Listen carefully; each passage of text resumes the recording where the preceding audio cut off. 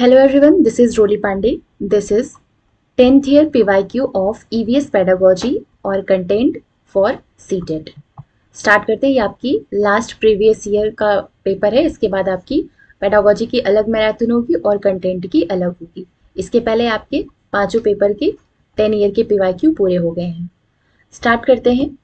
Question number 1 है, in which one of the following parts of our country most of the people grow tapioca and coconut in their own courtyard and using these they prepare their tasty food।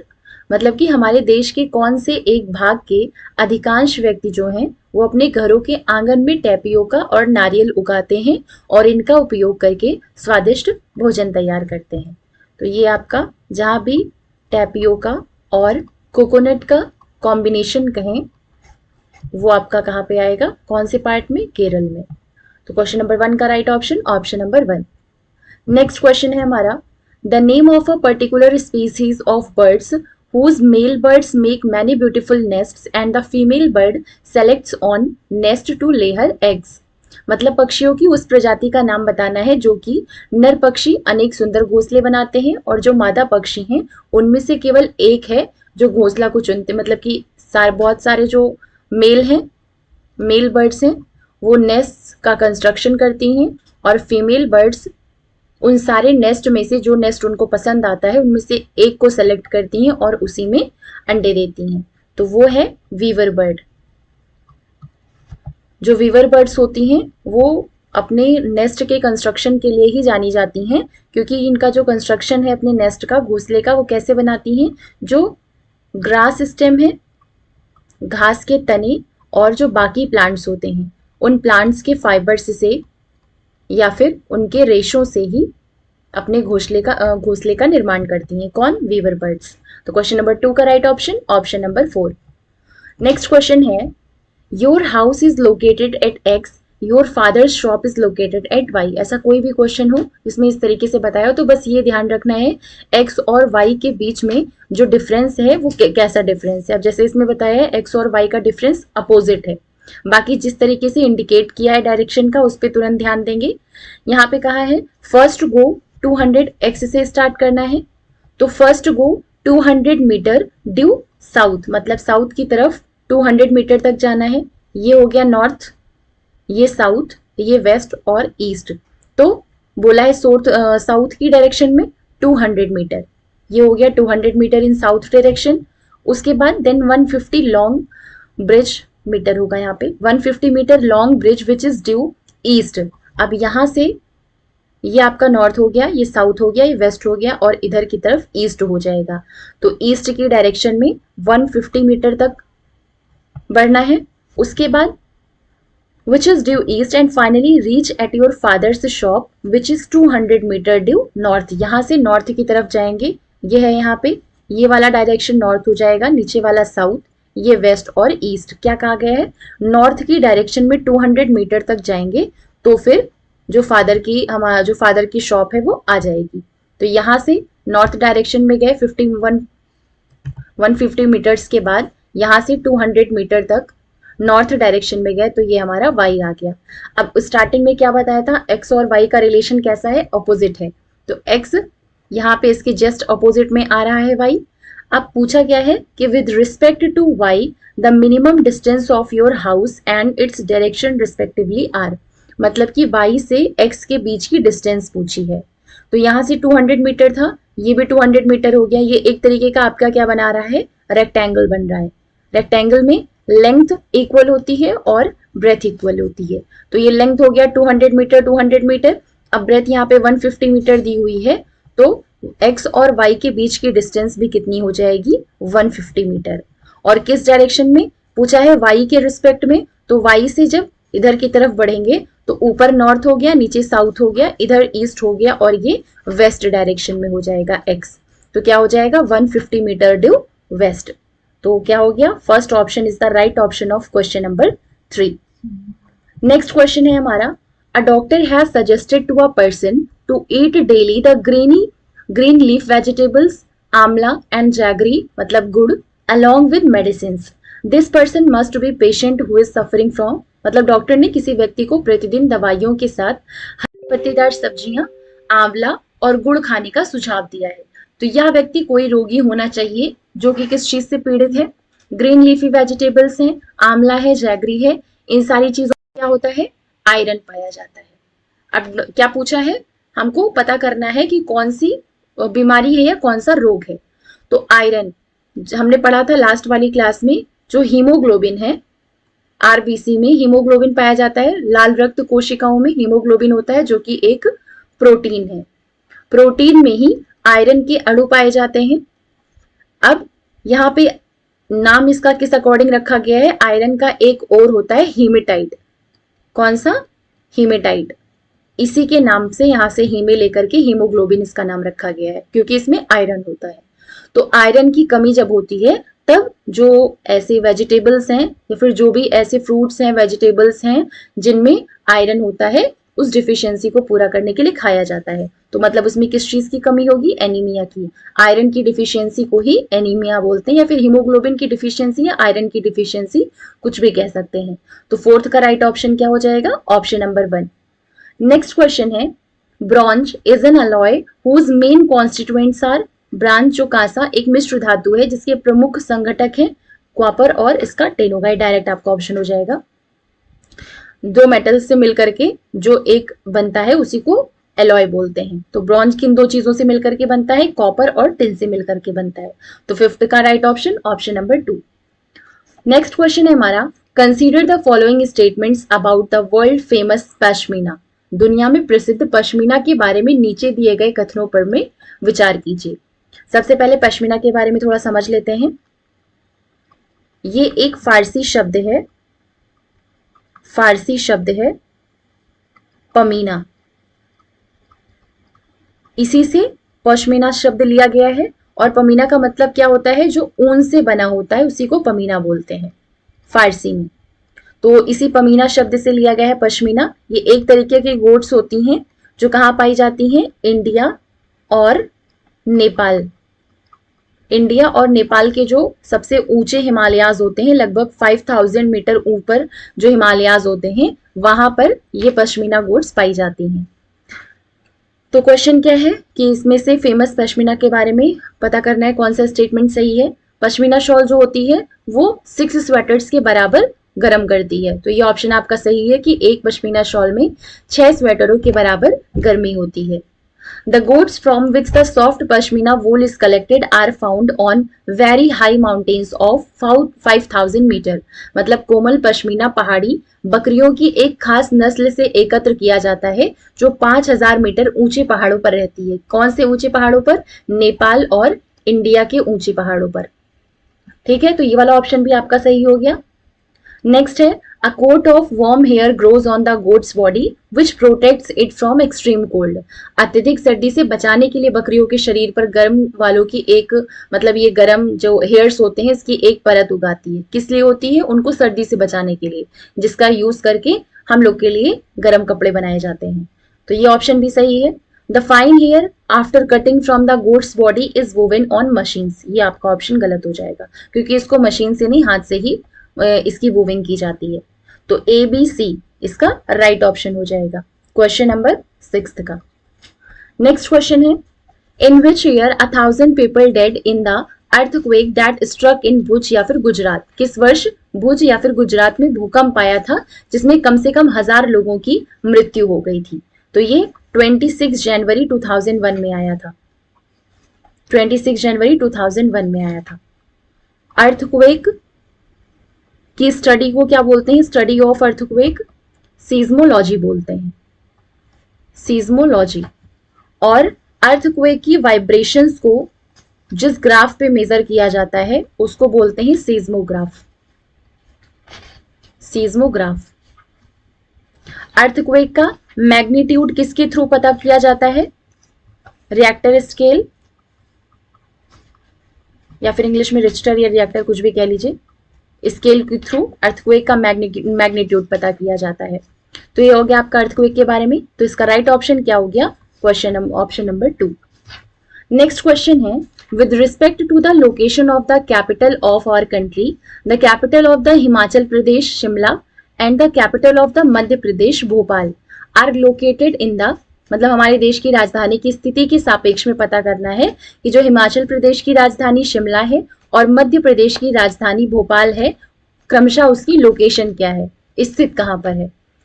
Himachal Pradesh आपका यहाँ पे पड़ता है, ये हो गया, इसकी राजधानी हो गई शिमला। दूसरा है मध्य प्रदेश, जो कि आपका यहाँ पे पड़ता है, इसकी राजधानी हो गई भोपाल। तो पूछा है कि इसकी लोकेशन क्या है, तो ये हो गया आपका नॉर्थ ऊपर की तरफ, ये हो गया साउथ, ये हो गया वेस्ट और ये हो गया ईस्ट, इधर हो गया ईस्ट। तो ये होगा मध्य प्रदेश। हिमाचल प्रदेश में जो शिमला है वो नॉर्थ में पड़ेगा आपका, और मध्य प्रदेश में जो भोपाल है वो पड़ेगा साउथ डायरेक्शन में। तो north and south is the right option of question number 8, उत्तर और दक्षिण में पड़ेगा। नेक्स्ट क्वेश्चन है, a person living in Shimla Himachal Pradesh wants to first visit Bhopal Madhya Pradesh and then Gandhinagar Gujarat. The direction of his journey will be first towards, पहले हिमाचल प्रदेश कहाँ है, मतलब कि जर्नी कहाँ से स्टार्ट हो रही है, ए से स्टार्ट हो रही है। हिमाचल प्रदेश के बाद मध्य प्रदेश भोपाल और उसके बाद गांधीनगर मतलब कि गुजरात इधर की तरफ। तो डायरेक्शन पता करनी है कि सबसे पहले किधर से चलेंगे। अब हिमाचल प्रदेश से स्टार्ट किया है, ये हो गया नॉर्थ डायरेक्शन और इसके नीचे जाएगा साउथ डायरेक्शन।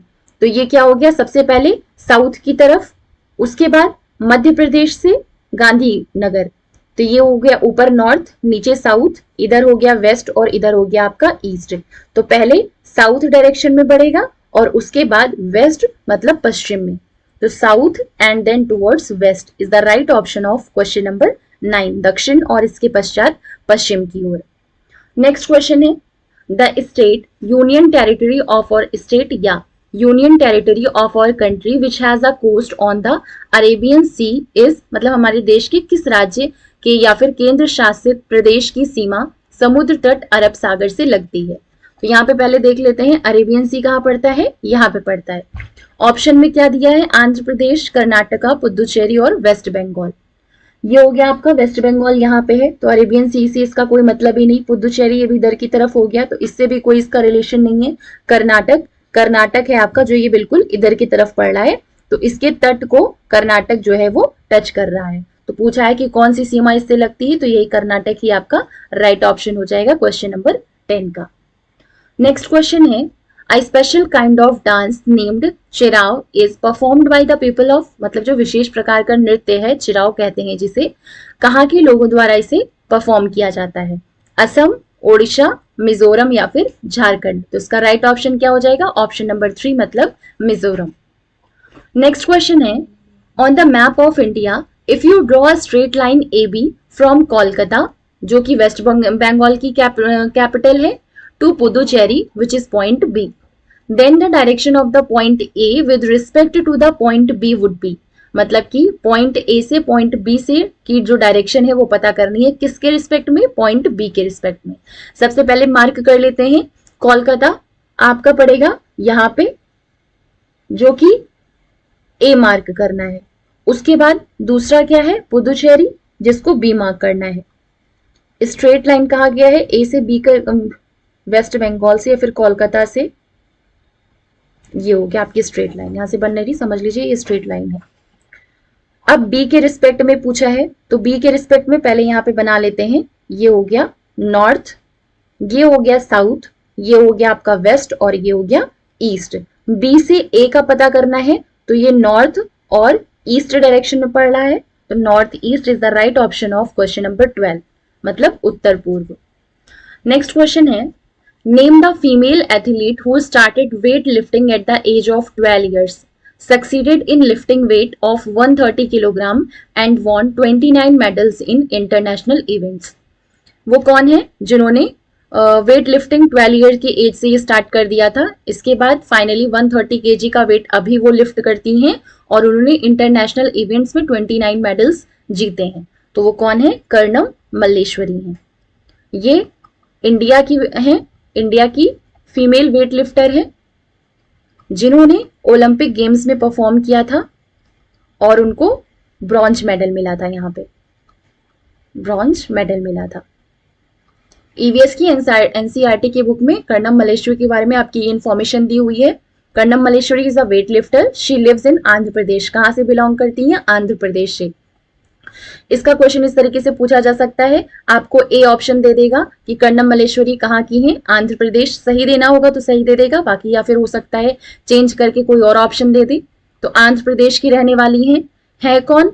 इंडिया की वेट लिफ्टर है, वेट लिफ्टर है। अब ये कितने का वेट उठाती हैं? 130 किलोग्राम का।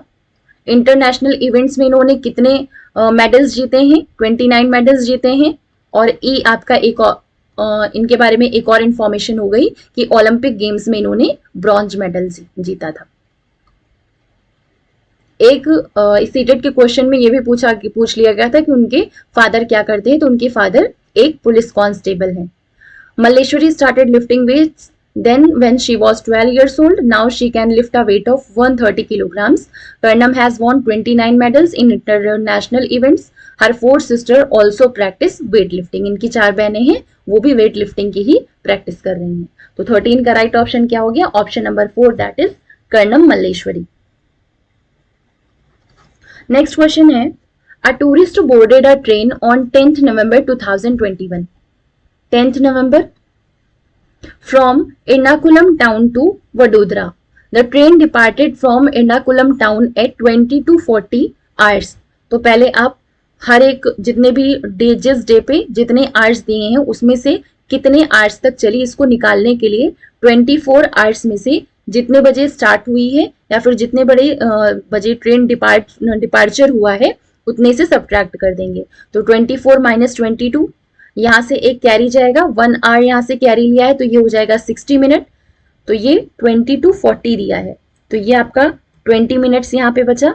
यहाँ पे 3 हो गया, 3 माइनस 2 1, मतलब कि 10th नवंबर को 1 आवर और 20 मिनट चली है। 11th को 24 घंटे चली है, तो इस वजह से ये 24 आवर्स आपका पूरा ऐड होगा। और 12th नवंबर को 14 आवर्स 10 मिनट्स चली है। टोटल आवर्स हमको पता करने हैं, तो 24 1 minute 1 hour 20 minutes 14 hour 10 minutes, ये हो गया आपका 30 4 4 8 1 9 39 मिनट्स, 39 आवर्स और 30 मिनट्स। 30 मिनट्स को आप और क्या लिख सकते हैं? 39.5। 0.5 कैसे हुआ? आधे 30 मिनट का मतलब क्या हुआ? 1 घंटे में 60 मिनट्स होते हैं, तो फिर 30 मिनट मतलब आधे घंटे की बात कर रहा है। और 1/2 को हम क्या लिख सकते हैं? 0.5, तो ये हो गया 39.5 आवर्स। फिर कहा है, if the distance between the railway station of the 2 cities is 1896 kilometres. अब यहाँ पे टोटल डिस्टेंस बता दी गई है। डिस्टेंस कितनी है? Distance is equal to 1896 kilometres. निकालना क्या है? एवरेज स्पीड निकालनी है। स्पीड इज इक्वल टू कितना होता है? Distance upon time. ये हो गया आपका डिस्टेंस, ये हो गया टाइम। इसको सॉल्व कर लीजिएगा, किलोमीटर पर आवर की यूनिट में आपका आंसर आ जाएगा। इसका आंसर आपका होगा 48 kilometre per hour. Next question है, a group of spices whose every member is grown Kerala. मसालों का वो समूह जिसके प्रत्येक सदस्य को केरल में उगाया जाता है। तो वो है तेज पत्ता, ब्लैक पेपर, कार्डमम। तेज पत्ता, काली मिर्च और इलायची। हल्दी है, हल्दी, दालचीनी, ये सारे मसाले जो हैं आपके वो केरल में ही इसका प्रोडक्शन होता है। पूरे विश्व में मसालों को जो सबसे बड़ा उत्पादक है वो केरल ही है। तो इस वजह से जो अपने आंगन में या फिर अपने घर के पीछे ये लोग मसालों का एक गार्डन टाइप का बना करके रखते हैं। 15th का राइट ऑप्शन क्या हो गया? Option number 2। नेक्स्ट क्वेश्चन है, अभी तक आपके कंटेंट वाले क्वेश्चन थे, ये पेडागोजी वाले क्वेश्चन है। फर्स्ट क्वेश्चन है या फिर 16th क्वेश्चन कह सकते हैं, in relation to EVS the child looks at his environment. EVS के संदर्भ में बच्चा अपने वातावरण को निम्न में से किस ढंग से देखता है? वातावरण और मतलब इन्वायरमेंट और बच्चों का डेवलपमेंट मतलब बच्चों का विकास, ये दोनों चीजें एक दूसरे से रिलेटेड होती हैं। इस वजह से ईवीएस किस तरीके से होगा? समग्र रूप में बच्चा अपने वातावरण को देखेगा। तो 16th का right option, option number 2। Next question है, NCF 2005 views EVS in class 3rd to 5th as a subject which integrates the concepts and issues of, ये आपका डायरेक्ट हो जाएगा, science, social science, science, social science और environmental education, इन तीनों को integrate करके 3rd to 5th का जो ईवीएस का सिलेबस है वो एनसीएफ 2005 के अकॉर्डिंग बनाया गया है। नेक्स्ट क्वेश्चन है, which of the following challenges may be faced by the EVS teacher in her EVS class. EVS की अध्यापिका को अपनी ईवीएस की कक्षा में इनमें से कौन सी चुनौतियां हैं जिनका सामना करना पड़ सकता है। मल्टीकल्चरल डायमेंशंस ऑफ हिज या हर क्लास, कक्षा के बहुत सांस्कृतिक आयाम, अलग अलग जगहों से बच्चे आते हैं, अलग अलग क्षेत्र से आते हैं, तो मल्टीकल्चरल डायमेंशन के बच्चे होंगे, बहुत सांस्कृतिक आयाम के होंगे, तो ये सही है, इस चीज की चुनौती का सामना करना पड़ेगा। Feeling of each and every student, क्योंकि लर्निंग जो है वो इमोशंस है बच्चों के, वो लर्निंग को इफेक्ट करते हैं, क्योंकि बच्चा जिस इमोशन में होगा उसी हिसाब से अगर हैप्पी है और सेटिस्फाई है तभी वो लर्निंग की प्रोसेस अच्छे से कर सकता है। अगर वो सैड या फिर डिप्रेशन एंड एंग्जाइटी में है तो उसको जो लर्निंग की प्रोसेस है उसमें दिक्कत आएगी। तो बच्चों की जो फीलिंग्स है हर एक बच्चे की, वो भी है बच्चे टीचर के लिए एक चुनौती का काम करेगी, तो ये भी सही है। Everyone's community, management, culture and way of life, प्रत्येक बच्चे का जो समुदाय है, संस्कृति है और जीवन शैली है, वो सारी चीजें भी एक चुनौती की तरह ईवीएस के टीचर को चैलेंज करनी पड़ेगी। और लास्ट है कि डिसिप्लिन, यहाँ पे डिसिप्लिन की बात कर दी गई, तो ये वाला ऑप्शन आपका गलत हो जाएगा। तो A, B and C is the right option of question number 18। Next question है, the most appropriate objective of teaching EVS at primary stage is to, प्राथमिक स्तर में ईवीएस पढ़ाने का सबसे उपयुक्त लक्ष्य क्या है। Develop descriptions and definitions, definitions आ गया, इस वजह से वाला ऑप्शन गलत। Provide a lot of space to students to explore his her environment, मतलब अपने वातावरण का अन्वेषण करने के लिए विद्यार्थियों को पर्याप्त मौके देना। ये एक्सप्लोर आपका जो है वो कीवर्ड है ईवीएस में, ये आपका अप्रोप्रिएट आंसर होगा कोई भी क्वेश्चन हो, तो ये आपको सिलेक्ट करना ही करना है। तो इसका राइट ऑप्शन क्या हो गया, ऑप्शन नंबर 2। नेक्स्ट क्वेश्चन क्या है, meaningful EVS learning can only be made possible if, अर्थपूर्ण ईवीएस की शिक्षा संभव हो सकती है अगर students local experiences are related to school experiences. यही तो है एनसीएफ 2005 के अकॉर्डिंग या एनईपी के अकॉर्डिंग कि बच्चों को जो भी नॉलेज दी जाती है, जो भी उनकी एजुकेशन है वो कैसी होनी चाहिए, रियल लाइफ से रिलेटेड होनी चाहिए। बच्चे की जो रियल लाइफ सिचुएशन है या जो रियल लाइफ है उनके अनुभवों से जोड़ कर ही स्कूल के अनुभवों को बच्चों को देना चाहिए। तो अर्थपूर्ण कब होगी ईवीएस की लर्निंग, अगर बच्चों के स्थानीय अनुभव को विद्यालय के अनुभव से संबंधित कर दिया जाएगा। तो 12th का right option, option number 1। Next question क्या है, इन the learning of EVS activities conducted by the teacher should be followed by and meaningful learning for authentic. EVS की शिक्षा में शिक्षकों द्वारा किए गए क्रियाकलापों के पश्चात प्रामाणिक एवं अर्थपूर्ण शिक्षा हेतु क्या चीज होनी चाहिए। डिस्कशन या फिर लिस्टिंग ऑफ एक्टिविटीज या learning the steps of activities. Learning तो वैसे भी आपकी गलत हो गई, रिवीजन करना ये भी गलत हो गया, लिस्ट बनाना उस चीज की वो भी गलत हो गया। तो राइट ऑप्शन क्या हो गया आपका, ऑप्शन नंबर 1, दैट इज विचार विमर्श या फिर डिस्कशन।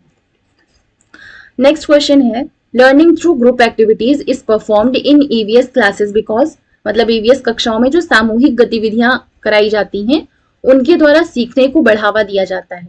किस लिए, क्योंकि ये पीयर लर्निंग प्रोवाइड करती है, इसको मान लेते हैं, हाँ ऐसा है।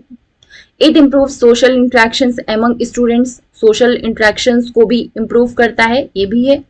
It provides and improves peers and social learning among students. अब यहाँ पे दोनों ही कंडीशंस डाल दी गई कि विद्यार्थियों में सहपाठी एवं सामाजिक अधिगम उपलब्ध कराती है और उसमें सुधार लाती है।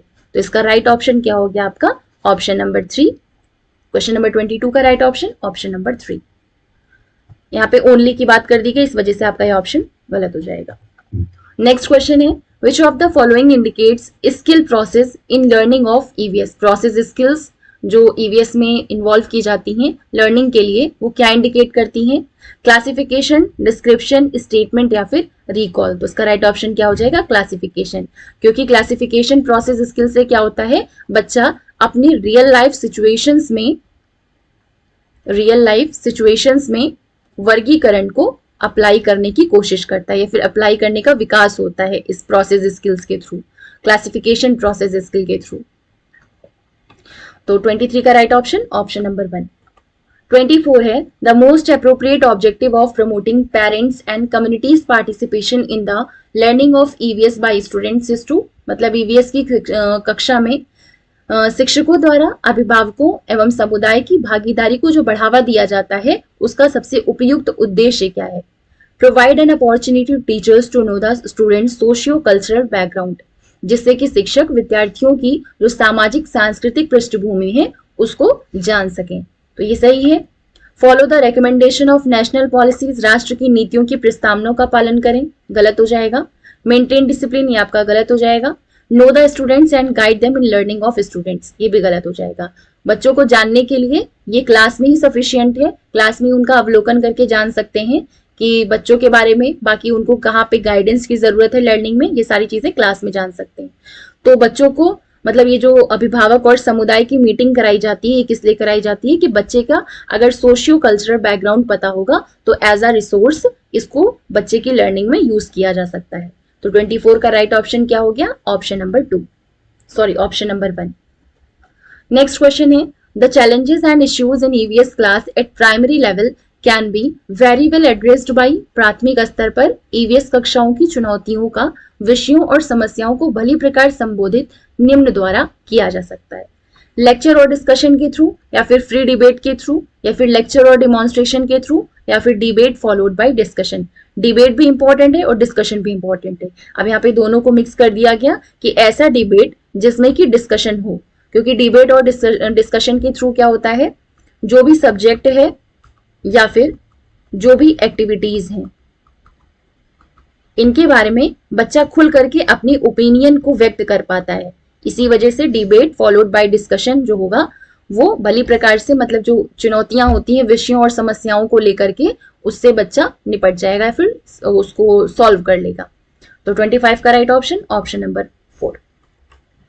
26 है qualitative assessment of children's learning in EVS can be done by, गुणात्मक आकलन अगर ईवीएस में करना है बच्चे का सीखने के लिए तो किसके द्वारा किया जा सकता है?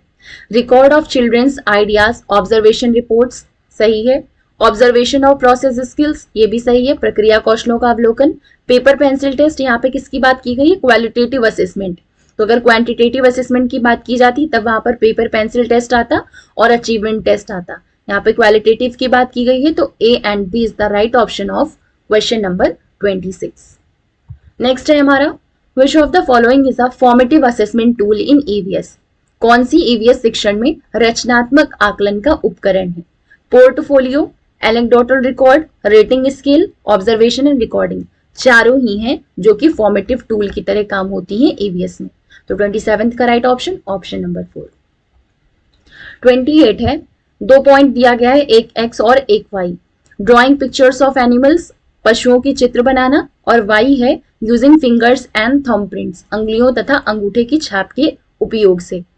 इन the above line identify X and Y. X जो है वो एक्शन है, ड्रॉ करने के लिए कहा गया है तो ये एक्शन हो गया। वाई जो है इसका यूज करके, तो ये स्टार्टिंग में ही यूज होगा तो ये नाउन हो गया।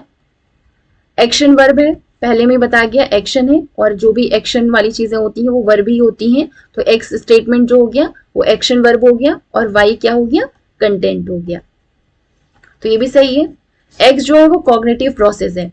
किसी भी एनिमल की पिक्चर कोई भी बच्चा तभी बना पाएगा जब उसके स्कीमा में पहले से किसी एनिमल का पिक्चर होगा, तभी वो उसको बना पाएगा। तो किसका यूज कर रहा है? कॉग्निटिव प्रोसेस का यूज कर रहा है। तो एक्स क्या है? एक कॉग्निटिव प्रोसेस है, सही है। और वाई कंटेंट, ये 2 में ही बताया था। एक्स जब वाई कंटेंट है तो एक्स कंटेंट हो ही नहीं सकता है, मतलब ए बी एंड सी 1 2 3 लिख लीजिए या ए बी सी लिख लीजिए, is the right option of question number 28। Next question है which of the following can be the objectives of environmental studies at primary level, प्राथमिक स्तर पर पर्यावरण अध्ययन का उद्देश्य निम्नलिखित में से कौन सा हो सकता है? To nurture the curiosity and creativity of the child, ये तो आपका कीवर्ड है तो ये सही हो जाएगा। Particularly in relation to the natural environment, विशेष रूप से प्राकृतिक पर्यावरण के संबंध में बच्चे की जिज्ञासा और रचनात्मकता का पोषण करना। To develop an awareness about environmental issues, ये तो मतलब मेन एम इसी का, पर्यावरण का, ईवीएस का यही है कि पर्यावरण के मुद्दों के बारे में बच्चों में जागरूकता का विकास हो सके, तो ये भी सही है। To engage the child in exploratory, ये तो कीवर्ड है तो ये वाला भी सही हो गया। एंड हैंड्स ऑन एक्टिविटीज, बच्चों को खोजपूर्ण और व्यवहारिक गतिविधियों में शामिल करना। To treat children as receivers of a fixed body of knowledge, ये ऑप्शन आपका गलत हो गया। मतलब A, B and C is the right option of question number 29। Last one is the socio cultural issues related to food theme can be effectively learned, मतलब भोजन theme से संबंधित सामाजिक सांस्कृतिक मुद्दों को प्रभावी ढंग से सीखा जा सकता है। किसके थ्रू? Through community members. बिल्कुल, कम्युनिटी मेंबर्स में फार्मर्स भी आते हैं, तो फार्मर्स को बुला करके उनसे कहा जा सकता है वो अपनी एक्सपीरियंसेस शेयर करें कि फूड का प्रोडक्शन कैसे होता है, फूड को कैसे प्रोड्यूस किया जाता है। फार्मर्स को बुला करके जो उनके फूड प्रोडक्शन कैसे होता है इसके बारे में उनके एक्सपीरियंसेस पूछ सकते हैं। इसके अलावा टाइप्स ऑफ फूड क्या होता है इसके बारे में जान सकते हैं। तो इससे क्या होगा, बच्चा फार्मर्स के थ्रू फूड टॉपिक के बारे में समझ सकता है। तो ये कम्युनिटी मेंबर में हो गया। दूसरा, इसके अलावा जो फूड प्रिजर्वेशन वाली कंपनीज में, फैक्ट्रीज में फूड प्रिजर्वेटिव्स वाले फैक्ट्रीज से जो मेंबर्स होते हैं उन मेंबर्स को बुला करके फूड का प्रिजर्वेशन कैसे किया जा सकता है, फूड को खराब होने से बचाया कैसे जा सकता है, इन सब के थ्रू भी फूड के बारे में बच्चे जान पाएंगे। तो कम्युनिटी मेंबर्स के थ्रू जो भोजन थीम है उससे संबंधित सामाजिक सांस्कृतिक मुद्दों को प्रभावी ढंग से सीखा जा सकता है। तो फर्स्ट सही हो गया। इफ सर्वेज आर कंडक्टेड, सर्वे के थ्रू क्या होगा, बच्चा रियल लाइफ या रियलिटी, जो फूड से रिलेटेड जो रियल लाइफ सिचुएशंस हैं या फूड की स्कैर्सिटी वगैरह है, हेल्दी अनहेल्दी फूड क्या होते हैं, इन सब चीजों को पास से जाकर के रियल सिचुएशंस में सीख पाएगा। तो सर्वेस कंडक्ट करके भी सामाजिक सांस्कृतिक मुद्दों से संबंधित भोजन थीम को समझाया जा सकता है। तो 2 ऑप्शन भी सही है। फील्ड ट्रिप के थ्रू, जो जहाँ पर फार्मर्स की खेत वगैरह होता है, फील्ड वगैरह हो जाता है, डायरेक्ट फील्ड पर जाकर के फार्मिंग कैसे की जाती है इसके बारे में दिखा करके बच्चों को अवेयर कराया जा सकता है। तो ये भी सामाजिक सांस्कृतिक मुद्दा है जिसको प्रभावी ढंग से भोजन थीम सिखाने के लिए किया जा सकता है। तो ये भी सही हो गया। Slogans are prepared by the children, ये गलत हो जाएगा। तो 1, 2, 3 A, B, C is the right option of question number 30.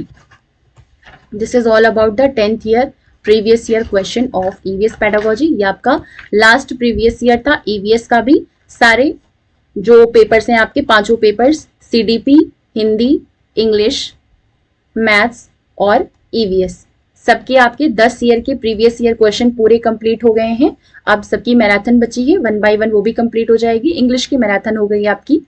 Paper 2 के 2 ईयर्स के प्रीवियस ईयर बचे हुए हैं, वो कंप्लीट हो जाएंगे। उसके बाद आपकी बाकी मैराथन चलेगी। मिलते हैं नेक्स्ट वीडियो में। Thank you.